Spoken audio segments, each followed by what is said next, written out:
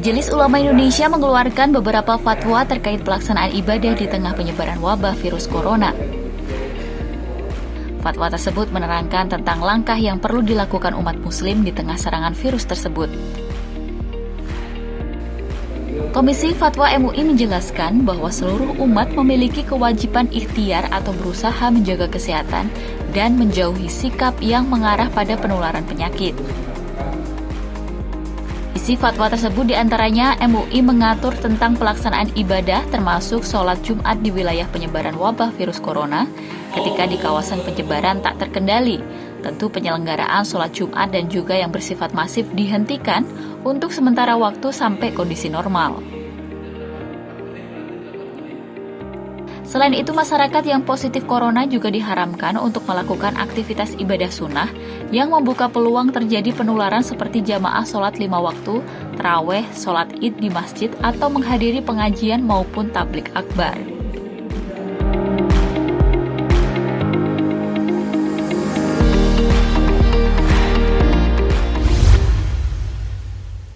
Bismillahirrahmanirrahim. Assalamualaikum warahmatullahi wabarakatuh. Waalaikumsalam warahmatullahi wabarakatuh. Alhamdulillahirrabbilalamin. Puji syukur kehadirat Allah subhanahu wa ta'ala, Tuhan semesta alam, yang syukur alhamdulillah pemirsa hingga hari ini Allah masih berikan kepada kita semua nikmat Islam, nikmat iman, dan tentunya nikmat sehat walafiat. Ini merupakan satu nikmat luar biasa yang Allah berikan kepada kita setiap hambanya, yang mana kita tahu di masa pandemi seperti sekarang ini sehat menjadi satu harga yang sangat mahal sekali. Bahkan bagi mereka yang sudah menjaga diri dengan sangat hati-hati, tetap saja jika itu adalah takdir ilahi, maka tak ada yang bisa menghalangi. Untuk itu ucapkan alhamdulillah wa syukurillah ala kulli nikmatillah untuk setiap nikmat yang kita rasakan hingga hari ini. Dan pemirsa, seperti satu kebahagiaan saya juga dapat kembali menyapa Anda dalam program televisi Muhammadiyah bersama dengan Majelis Ulama Indonesia, yang kali ini kita akan berbincang terkait dengan fatwa MUI tentang aktivitas ibadah di masa pandemi. Ini menjadi satu pertanyaan yang banyak sekali ya di kalangan masyarakat, dan bahkan untuk diri kita sendiri yang kadang-kadang melakukan aktivitas ibadah yang agak berbeda dari biasanya atau dari hari-hari yang normal, dan kemudian muncul pertanyaan, apakah ini sah? Apakah ini boleh gitu ya? Terus kemudian apakah seperti ini cukup untuk kita melaksanakan ibadah dan lain sebagainya. Untuk itu kita perlu yang namanya mengetahui terkait dengan fatwa MUI. Namun kita akan kembali mendengar lagi fatwa MUI tentang aktivitas ibadah di masa pandemi. Kali ini bersama dengan narasumber saya, Dr. Sofa MAG selaku anggota Komisi Fatwa Majelis Ulama Indonesia. Halo, assalamualaikum warahmatullahi wabarakatuh. Waalaikumsalam warahmatullahi wabarakatuh. Apa kabarnya hari ini, Dr. Sofa? Alhamdulillah. Sehat, alhamdulillah ya? Sehat, alhamdulillah. Alhamdulillah, syukurillah. Memang senang sekali ya bisa berjumpa dalam keadaan sehat. Apalagi saat ini kita bisa berbagi bersama dengan pemirsa televisi Muhammadiyah dimanapun Anda berada gitu ya, terkait dengan fatwa MUI ini tentang aktivitas ibadah. Memang jadi banyak pertanyaan, betul ya, Dr. Sofa ya. Bahkan mungkin bisa menjadi satu latar belakang Majelis Ulama Indonesia akhirnya mengeluarkan fatwa tentang aktivitas ibadah. Ini bagaimana awalnya? Jadi awalnya ketika Indonesia terkena pandemi, dimulai pada saat temuan 2 orang yang positif terkena COVID-19 di Depok, maka pemerintah mulai bersiap-siap untuk mengantisipasi penyebaran COVID-19 ini. Dan salah satu yang dilakukan oleh pemerintah adalah dengan melibatkan para ulama. Kemudian pemerintah mengajukan pertanyaan kepada Majelis Ulama Indonesia, karena untuk mengatasi pandemi ini kan dikenal dengan 3M. Ya. M yang pertama adalah menjaga jarak. Yang kedua adalah memakai masker. Kemudian yang ketiga adalah menjauhi kerumunan. Nah, 3 hal ini sangat terkait dengan ibadah, yaitu terutama adalah ibadah sholat. Umat Islam sangat dianjurkan untuk menunaikan sholatnya dengan berjamaah. Dan dalam sholat berjamaah itu barisannya harus rapat. Betul. Sawu sufufakum fa inna tasfiyatas sufuf min tamamis shalah. Itu kan aturannya seperti itu. Lalu yang kedua juga berkaitan dengan sujud. Karena syarat sahnya sujud itu ada 7 anggota sujud. Dari mulai dahi, kemudian telapak tangan 2, kemudian lutut, kemudian kaki. Nah, yang jadi masalah adalah ketika untuk pencegahan COVID-19 ini, maka ibadah sholatnya kalau dilakukan di masjid itu dilakukan dengan memakai masker. Kemudian yang ketiga adalah masalah berkerumunan.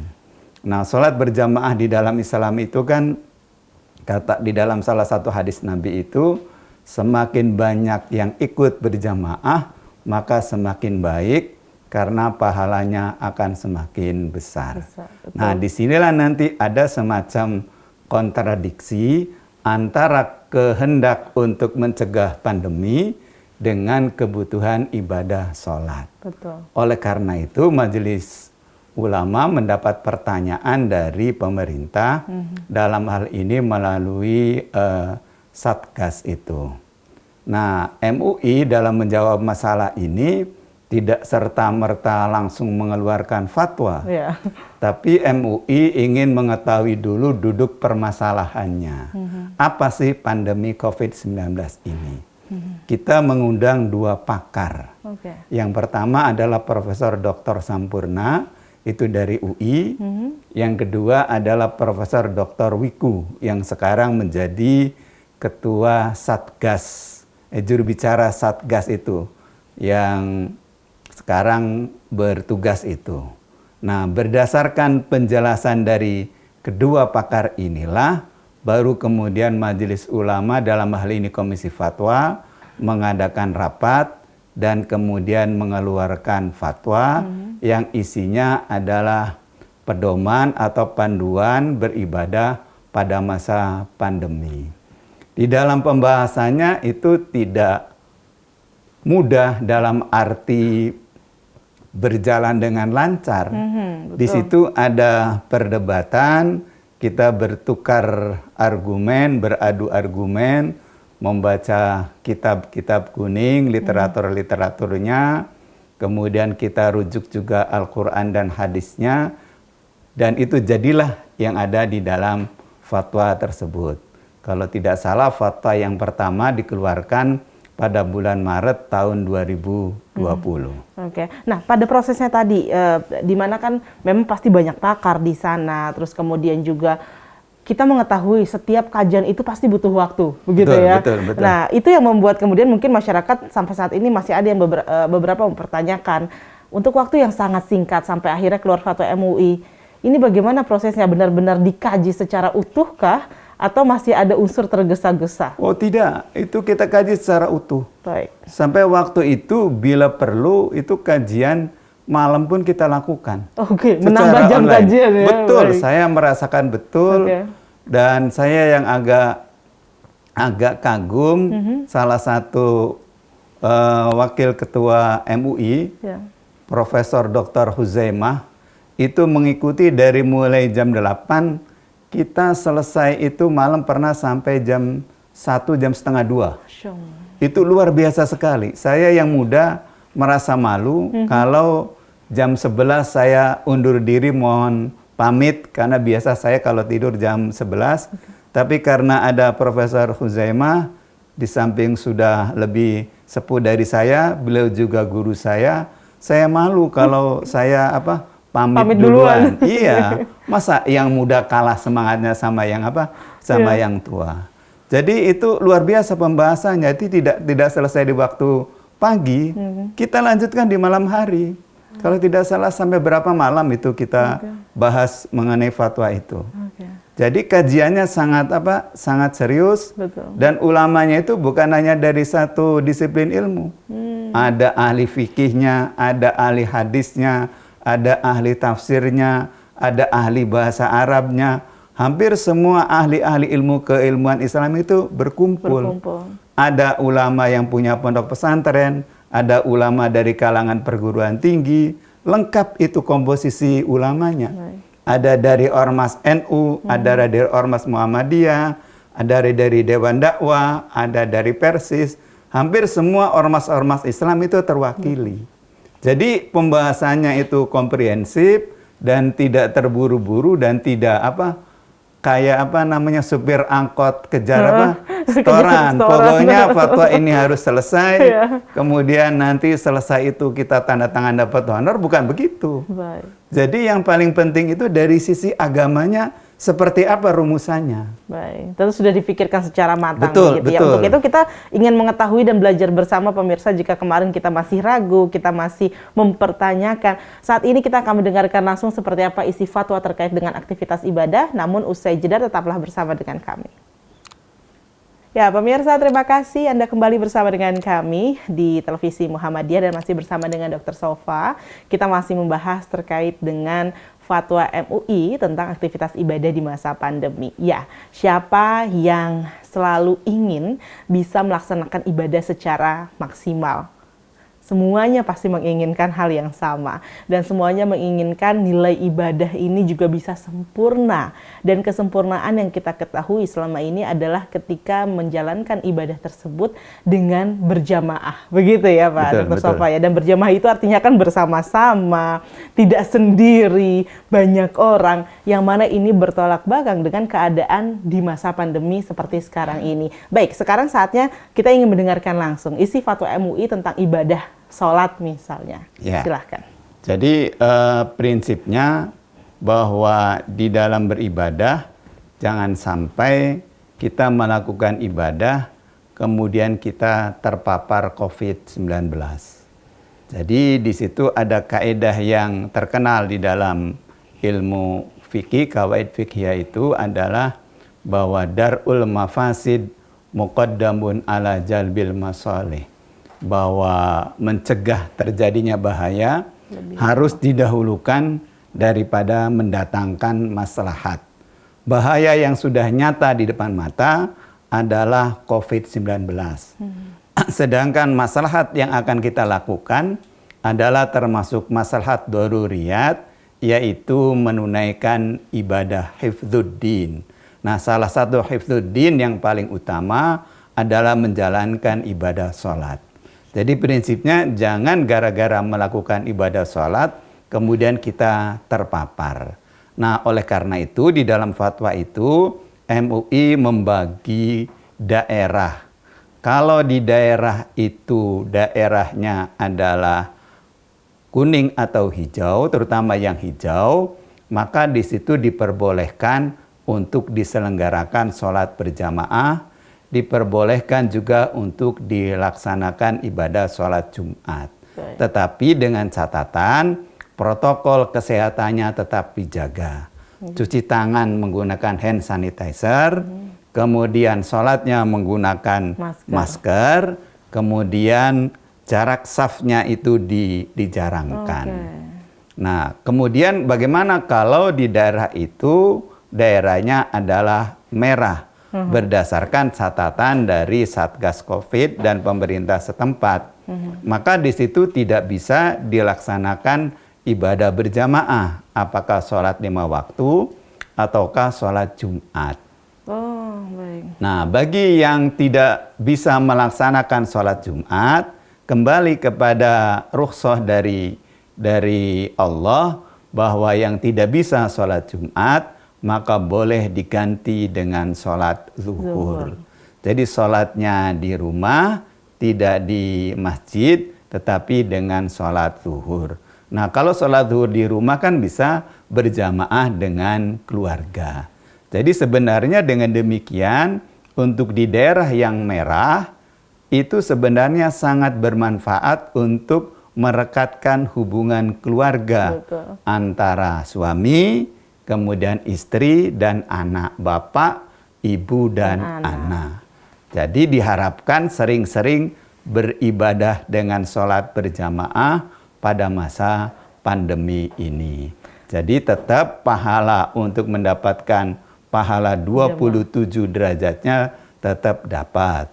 Tetapi itu tidak dilaksanakan di masjid. Baik. Nah, kalau akhir-akhir ini ada pendapat yang mengajukan sholat Jumat secara online, Ya. nah kebetulan MUI sudah mengeluarkan fatwa yang terbaru di bulan suci Ramadan. Di dalam fatwa itu bahwa sholat Jumat secara online itu tidak sah karena tidak memenuhi syarat-syarat sholat berjamaah dan syarat-syarat sholat Jumat. Syarat sholat berjamaah itu kan harus dilakukan dalam satu tempat. Sedangkan kalau online, imamnya di mana, makmumnya di mana, itu kan tidak dalam satu tempat atau dalam satu majelis. Yang kedua, dengan online itu kan makmum tidak bisa mengetahui gerak-gerik imam secara pasti. Karena kalau begitu sudah dimulai, kemudian ada gangguan sinyal, nah bagaimana makmum tidak bisa mengetahui imam. Nah kalau ini nanti diperbolehkan semuanya serba virtual, nanti sholatnya virtual, kemudian nanti ada juga kawinnya kawin virtual, nanti jadi anaknya pun jadi anak virtual. Kan kacau kalau jadi ini avatar. Betul, ini jadi kacau itu. Sehingga dalam fatwa MUI yang terakhir pada bulan Ramadan kemarin, saya kebetulan ikut juga membahas fatwa itu, maka itu tidak dibenarkan sholat Jumat secara online. Karena sudah ada aturannya, kalau tidak bisa sholat Jumat, misalnya kalau saya ini sedang bepergian, itu ada rukhsahnya, yaitu dengan sholat zuhur. Jadi kalau sudah ada diberi kemudahan dalam Islam, itu jangan kita cari-cari apa yang aneh-aneh lah, supaya nanti jadi viral, kemudian jadi trending topik. Nah itu kalau itu yang terjadi kan lain lagi apa namanya maksudnya, niatnya. Jadi jangan cari-cari apa namanya masalah. Jadi kalau sudah ada panduannya, sudah ada tuntunannya, sudah ada jalan keluarnya, kenapa nggak kita mesti ikuti gitu? Apalagi tadi dikatakan ya memang sudah ada rukhsah begitu ya dalam Islam itu sendiri. Yang mana sebenarnya bisa kita lakukan apalagi di saat darurat seperti sekarang ini. Jangan sampai kegiatan ibadah pemirsa yang kita harapkan menjadi hal yang memberikan kemaslahatan bagi umat malah justru menimbulkan permasalahan untuk umat gitu di masa yang akan datang. Oke. Tadi ini menarik sekali, kalau di satu lingkungan itu masih diperbolehkan hijau ataupun kuning itu masih diperbolehkan dengan protokol kesehatan dan lain sebagainya. Nah, bagaimana kemudian nanti ketika orang tersebut sampai akhirnya harus mencari wilayah yang kuning atau yang hijau begitu ya, padahal dia bertempat tinggal di wilayah yang zona merah. Nah, ini bagaimana? Apakah diperbolehkan menurut MUI sendiri? Mana yang lebih baik? Apakah tetap berada di dalam rumah dan beribadah bersama dengan keluarga? Dijawabnya nanti saja, Pak Dr. Sofi. Sesaat lagi kita masih akan kembali, pemirsa tetaplah bersama dengan kami. Ya, pemirsa, terima kasih Anda terus setia bersama dengan kami di Televisi Muhammadiyah, masih bersama dengan Dr. Sofa.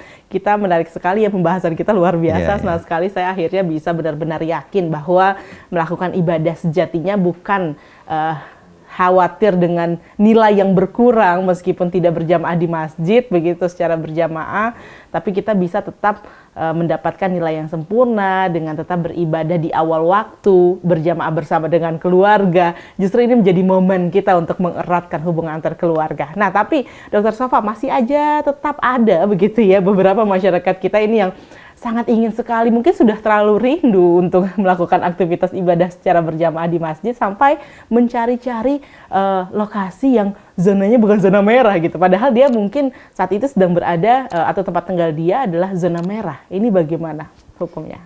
Ya, jadi kalau ada di antara kita yang mau mencari yang afdol, itu kan isinya kan mau mencari yang afdol. Padahal dia berada di lokasi yang zona merah. Harus diingat bahwa pemerintah sudah berikhtiar maksimal untuk mencegah penyebaran COVID-19 ini, supaya pandemi ini bisa segera berakhir. Dari mulai ada PSBB sampai PSBB mikro, sampai yang terakhir itu lebih kecil lagi. Itu maksudnya apa? Supaya membatasi pergerakan orang dari satu tempat ke tempat yang lain. Apapun tujuannya, kalau memang tidak mendesak sama sekali, itu tidak diperbolehkan oleh pemerintah. Kecuali kalau ada yang sakit, mau dibawa ke rumah sakit, ternyata rumah sakitnya tidak ada yang dekat dengan lokasi, baru oleh pemerintah itu diperbolehkan. Tetapi kalau hanya sekedar mencari keutamaan tadi, supaya nanti ibadahnya dapat pahala 27 derajat. Merasa afdol, betul. Sementara di daerahnya adalah warna merah, itu sebenarnya kalau di dalam istilah agama namanya khilaful aula, menyalahi yang lebih utama. Di dalam hadis Nabi itu disampaikan bahwa kalau kita berada di satu daerah yang pandemi, maka kita tidak boleh keluar dari daerah itu. Sedangkan bagi orang yang berada di luar, itu tidak boleh masuk ke daerah yang sedang terjadi wabah itu. Jadi panduan di dalam hadisnya itu jelas. Nabi Muhammad sudah memberikan panduan 14 abad yang lalu. Dan ini dipraktekkan oleh Khalifah Umar bin Khattab. Ketika mau berangkat ke Syam, mau berkunjung ke Syam oleh Abu Ubaidah, diberitahu sebelum masuk pintu gerbang itu bahwa di Syam sedang terjadi wabah. Akhirnya kata Abdurrahman bin Auf memberitahu, wahai Khalifah, saya mendengar hadis dari Nabi, kalau di satu daerah terjadi wabah, maka kamu tidak boleh masuk, dan bagi yang ada di dalamnya, maka kamu tidak boleh keluar. Akhirnya Umar bin Khattab tidak jadi masuk ke Syam dan pulang kembali ke Madinah. Apa maksudnya? Supaya menyelamatkan diri dari pandemi. Ketika diprotes oleh salah seorang sahabatnya, apakah engkau lari dari takdir Allah? Apa kata Umar? Betul, saya lari dari satu takdir Allah kepada takdir Allah yang lain. Takdir Allah yang satu kalau masuk ke daerah pandemi terkena wabah, kemudian lari kepada takdir Allah yang lain, menghindar supaya tidak terkena wabah. Jadi di dalam Islam itu sangat bagus sekali. Dan menurut saya itulah satu konsep karantina sebelum orang-orang barat menemukan teori karantina. Rasulullah yang pertama kali menetapkan karantina. Dan di dalam film itu dijelaskan, ada film, saya melihat cuplikan film yang sedikit, Ibnu Sina mempraktekkan itu. Sehingga ketika dia jadi dokter, bisa menyelamatkan daerah itu dari terkena wabah. Baik. Luar biasa sekali Islam itu. Betul, luar biasa sekali. Dengan berbagai aturannya dan di segala kondisi, bahkan sudah ada contohnya begitu, Pak Dokter ya. Dan yang ini yang harusnya kita taati bersama begitu. Jadi jangan khawatir, kurang afdol nih, kurang mantap nih ibadahnya, nggak usah khawatir ya. Semuanya sebenarnya sudah ada hukumnya, dan apalagi yang harus kita ingat bersama, sudah ada fatwa MUI di mana kita mempercayakan juga tentunya kepada seluruh para ahli di bidangnya begitu ya. Dan Pak Dr. Sofa, ini tadi sholat artinya sholat wajib begitu ya, mungkin dilaksanakan di setiap harinya, di setiap waktu. Nah, bagaimana kalau aturan tentang sholat-sholat di hari raya, Idul Fitri dan sholat Idul Adha begitu? Nah, sholat Idul Fitri dan sholat Idul Adha, bahkan di fatwa MUI itu, karena sholat Idul Fitri dan Idul Adha itu tidak bisa diganti dengan sholat yang lain, dan harus dilaksanakan dengan berjamaah, sampai di fatwa itu dikemukakan boleh sholatnya di dalam rumah. Jadi bapaknya sebagai imam, nanti dia sebagai khotib, istri dan anak-anaknya sebagai makmum. Bahkan waktu itu kita anggota Komisi Fatwa diminta untuk bikin naskah khutbah yang singkat. Besok bisa dipakai? Bisa, jadi bisa dipakai. Itu ada beberapa contoh di publish di di website MUI. Nanti masyarakat bisa mendownload, pilih salah satu. Singkat sekali, paling lama 5 sampai 7 menit itu isi khutbahnya itu. Khutbah pertama sampai khutbah yang kedua. Jadi MUI juga bertanggung jawab, bukan hanya mengeluarkan fatwa ini nggak boleh, ini nggak boleh, tetapi MUI juga memberikan solusi. Bagaimana caranya sholat Id itu di rumah. Nah, untuk tahun ini, tahun 1442, karena COVID itu sudah relatif terkendali, kemudian masyarakat sudah mulai care, mulai aware, mulai mengerti dengan apa cara protokol kesehatannya juga, sehingga pemerintah memberikan kelonggaran. Tetapi kapasitasnya itu 50% dari daya tampungnya. Jadi kalau di masjid misalnya daya tampungnya 500, maka boleh hanya sekitar 250. Kalau di Tanah Lapang misalnya daya tampungnya sampai 1000, maka maksimal di Tanah Lapang itu hanya 500 orang. Tapi tetap prokesnya harus dipatuhi betul. Baik, luar biasa Dokter Sofa. Ini keren banget, kita jadi benar-benar ada tambahan ilmu yang luar biasa begitu ya Dokter Sofa ya. Dan ini sudah dijelaskan bahkan untuk pemirsa yang mungkin kemarin masih mikir, aduh kalau saya jadi imam, nanti gimana khutbahnya, nggak ngerti, nggak pernah khutbah sebelumnya gitu ya. Bahkan itu juga sudah disiapkan oleh MUI, Masya Allah. Tinggal milih saja itu dan tinggal pilih tinggal download. Singkat.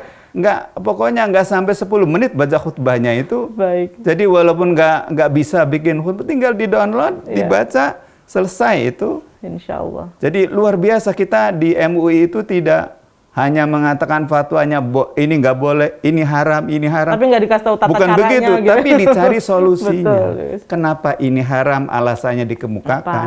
Kemudian dikasih solusinya. Baik. Sebab kalau selama ini ulama hanya bisa haram saja, nanti kata umatnya, waduh, Islam ini semuanya dilarang. Kalau begitu nggak usah pakai Islam lagi. Tidak. Karena Islam itu sebenarnya kata Nabi itu yassiru wala tu'assiru. Islam itu mudah, janganlah dipersulit. Yang nggak boleh itu adalah dimudah-mudahkan. Itu yang tidak boleh. Mencari jalan pintas gitu. Ya, kayak tadi sholat Jumat nggak boleh, kemudian di-online-kan. Itu yang tidak dibenarkan, tidak diperbolehkan. Oke, baik. Terima kasih Dokter Sofa untuk waktunya pada kesempatan kali ini. Semoga bisa tetap sehat dan bisa terus mengkaji tentunya agar bisa memberikan solusi untuk umat. Amin. Terima kasih dan pemirsa televisi Muhammadiyah dimanapun Anda berada. Terima kasih sudah menyaksikan program ini. Semoga ini bermanfaat untuk kita semua insya Allah. Dan tetap jaga kesehatan pastinya karena pandemi ini akan segera berakhir kalau kita bisa mematuhi peraturannya dengan bersama-sama. Terima kasih dan sampai jumpa lagi. Assalamualaikum warahmatullahi wabarakatuh. Waalaikumsalam warahmatullahi wabarakatuh.